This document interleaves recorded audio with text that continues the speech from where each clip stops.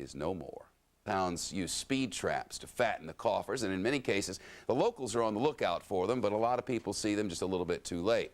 In one small town, so many people are being nabbed that prosecutors are now saying the local police chief is abusing his power. But the chief is like, look, it's the law. I'm enforcing it. From Studio B to Mike Tobin live in the Dallas newsroom with details on this one. Mike? Well, Shepard, the police force of Little Reed, Arkansas can no longer go after speeders coming through that little town because the county prosecutor says the city leaders were just trying to make a buck off the main highway. Let's show you some pictures of Reed, population 275. Prosecutor Thomas Dean says they have no means of producing taxable income, so they hired a police chief who's the only officer. He started writing tickets. The prosecutor says that's an abuse of power, and the motivation is not public safety. Of course, I work closely with law enforcement every day and support law enforcement. But what I don't support is profiteering, which I think is what's going on here. I expect officers who write traffic citations to do so not with their pocketbook in mind, but with public safety in mind.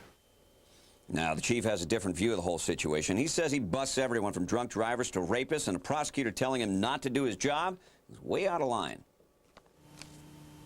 When good people start telling people it's okay to break the law, then I really don't know what to say about the world we're living in. Because you start with the speeders, next is your drunk drivers, then it's your drug dealers.